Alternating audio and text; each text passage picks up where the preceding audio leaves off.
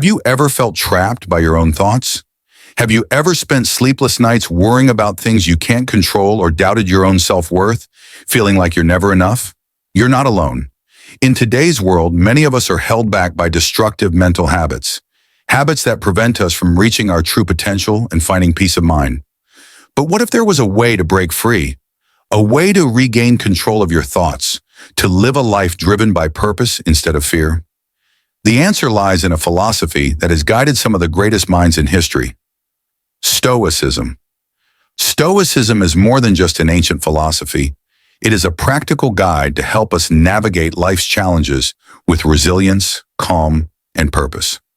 In this journey, we'll explore 9 mental habits that are holding us back and discover how Stoic principles can liberate us.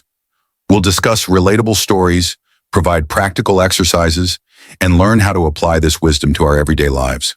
This is not just theory, it's a path toward a more meaningful and empowered life. Let's embark on this journey together and explore how Stoicism can help us overcome overthinking, people-pleasing, living in the past, constant worrying, self-doubt, negative self-talk, procrastination, and 2 more powerful habits that many of us struggle with. By embracing these teachings, you'll find the tools to transform your perspective and truly live the life you deserve. Chapter 1. Breaking the cycle of overthinking. Overthinking is one of the most common habits that steals our peace of mind. We all know that feeling of endlessly replaying a conversation in our heads, analyzing every detail, or worrying about a future event that we can't predict. This constant churning of thoughts not only drains us emotionally, but also keeps us from fully engaging in the present. Overthinking is like being caught in a mental hamster wheel. We exert so much energy but get nowhere. The Stoics understood this well. Seneca famously said, "We suffer more often in imagination than in reality." When we overthink, we mentally create worst-case scenarios, catastrophizing what could happen. In truth, most of the things we worry about never come to pass. Marcus Aurelius, the philosopher-emperor, taught that the key to peace lies in focusing on what we can control and letting go of what we cannot. If we apply this to overthinking, we see that the root of the problem lies in our desire to control outcomes that are inherently uncertain. Take Sarah, for example. Sarah was an ambitious young professional who constantly worried about how her boss perceived her.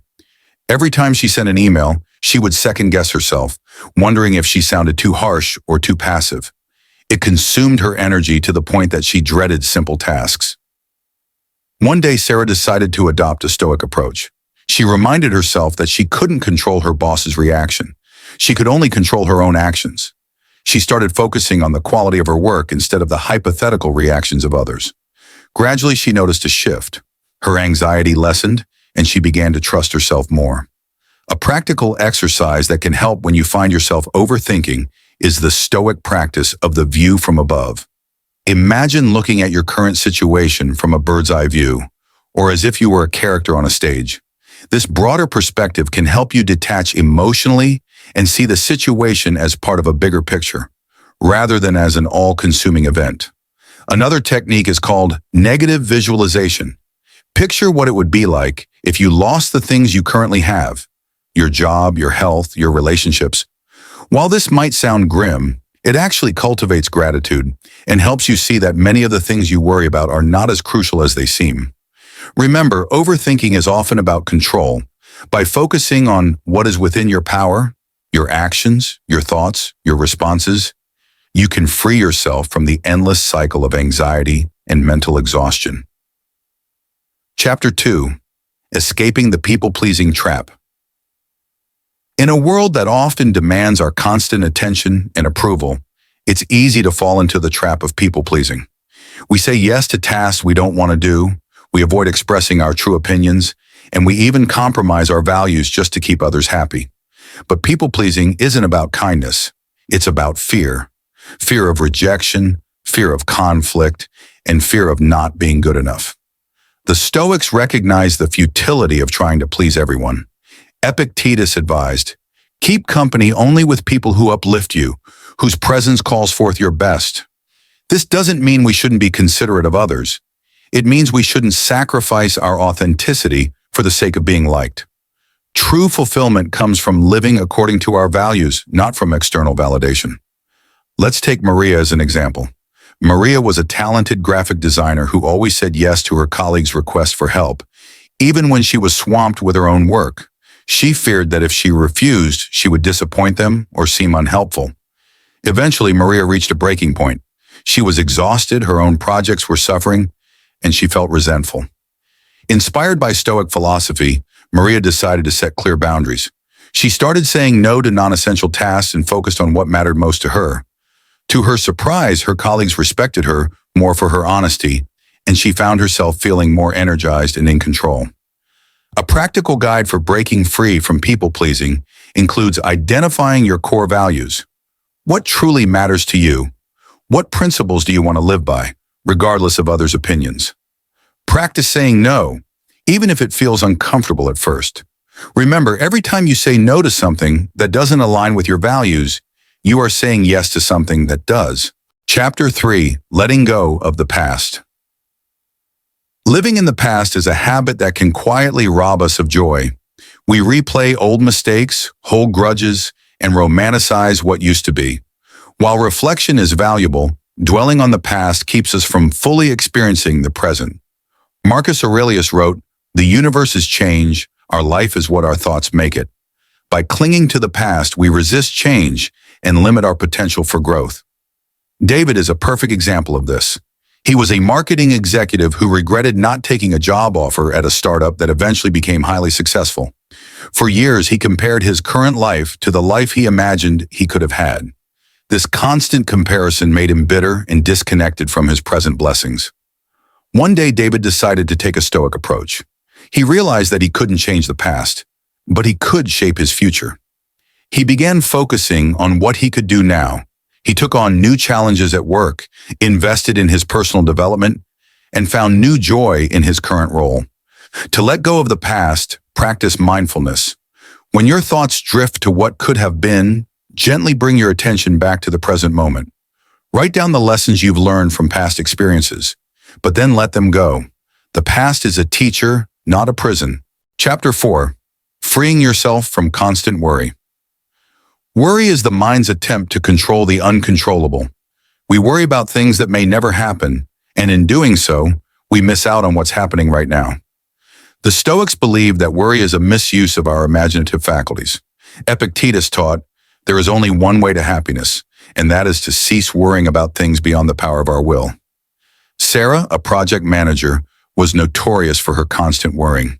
She would lie awake at night imagining every possible way her projects could go wrong. Her worries consumed her, affecting both her work performance and her personal life. When Sarah discovered Stoicism, she learned about the dichotomy of control. She began to distinguish between what was within her control, her preparation, her effort, and what wasn't, the market conditions, her clients' responses. By focusing only on what she could control, Sarah found herself worrying less and enjoying life more. A practical exercise for combating worry is to create a list of what is within your control and what isn't. Whenever you find yourself worrying, refer to that list and consciously redirect your energy to what you can influence. Another method is negative visualization. Imagine the worst-case scenario and how you would handle it. Often you'll realize that even the worst outcome is something you can endure. Chapter 5. Overcoming self-doubt. Self-doubt is that persistent voice that tells us we're not good enough, that we can't do it, that we don't deserve success. It keeps us from pursuing opportunities and prevents us from reaching our full potential. The Stoics believe that our worth is not determined by external achievements, but by our character and actions. Epictetus said, "Circumstances don't make the man. They only reveal him to himself." Alex, a software developer, struggled with self-doubt. He hesitated to share his ideas in meetings, afraid they would be dismissed. He also avoided applying for promotions, believing he wasn't ready. His turning point came when he realized that his self-doubt was not based on reality, but on his own fears. He decided to take action despite his doubts. He started sharing his ideas, and to his surprise, his contributions were well received. He applied for a promotion and got it. By focusing on what he could control, his effort and attitude, Alex overcame his self-doubt and found new confidence. To combat self-doubt, practice reframing negative thoughts. When you catch yourself thinking, "I'm not good enough," ask yourself, "Is this true? What evidence do I have to support or refute this thought?" Focus on your strengths and accomplishments, no matter how small. Over time, these small shifts in perspective can build a solid foundation of self-confidence. Chapter 6. Silencing Negative Self-Talk. Negative self-talk is the internal dialogue that undermines our confidence and distorts our perception of ourselves. It's the voice that says, "I always mess up," or "I'll never be successful." The Stoics believe that our thoughts shape our reality.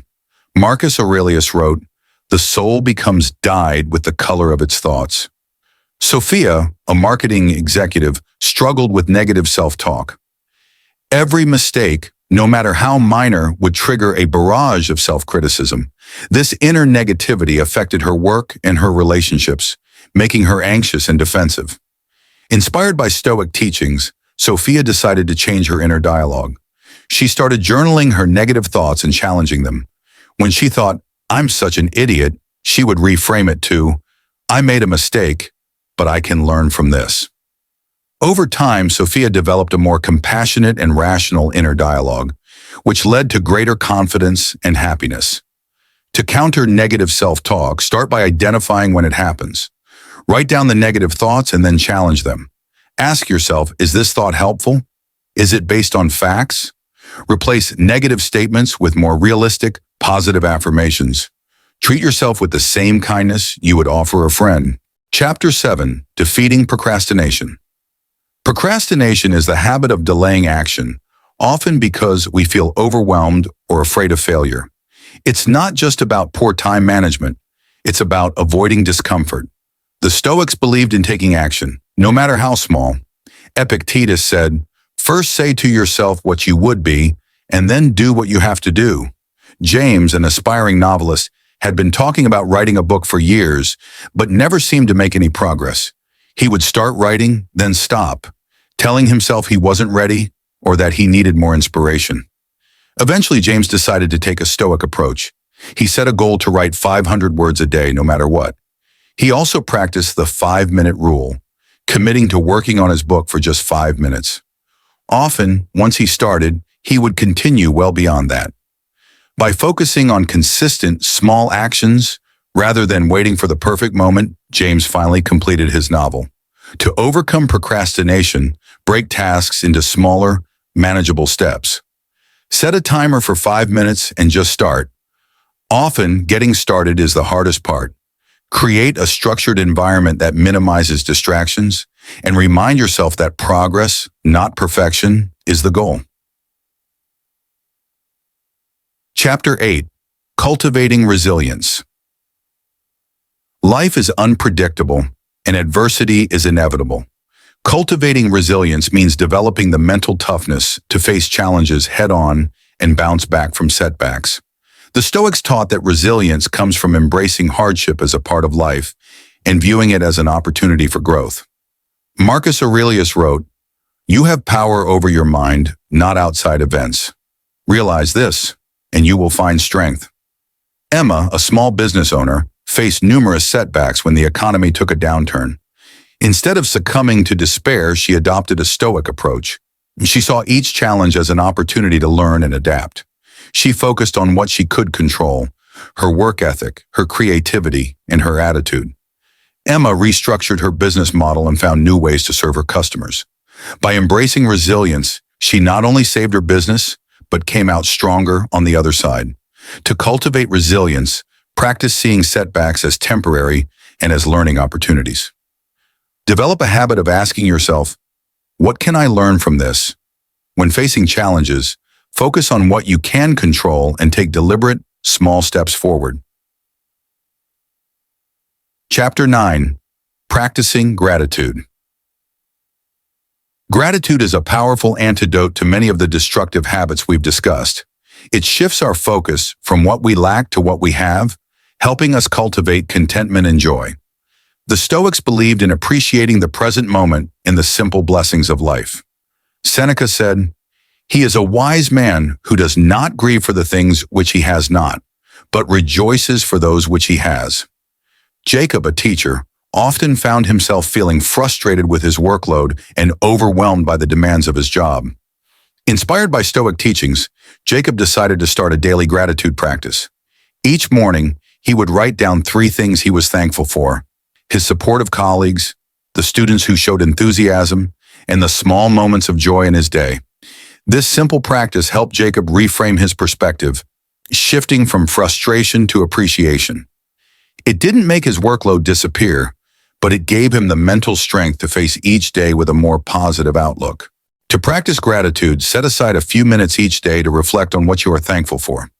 Write it down and make it a habit. Gratitude is a powerful tool for shifting your mindset and finding joy in the present. Throughout this journey, we've explored 9 habits that can hold us back: overthinking, people-pleasing, living in the past, constant worrying, self-doubt, negative self-talk, procrastination, lack of resilience, and ingratitude. The Stoics taught us that we have power over our thoughts, judgments, and actions, not over external events. By focusing on what is within our control, we can transform our lives. Remember, the goal isn't to achieve perfection overnight. It's about consistent progress. Choose one habit that resonates most with you and commit to working on it for the next 30 days. Use the practical strategies we've discussed, draw upon Stoic wisdom, and observe how it impacts your life. As Seneca said, "It is not because things are difficult that we do not dare. It is because we do not dare that things are difficult." Take the first step today, live immediately, embrace the present, and strive for growth. Together, we can build a life of purpose, resilience, and inner peace.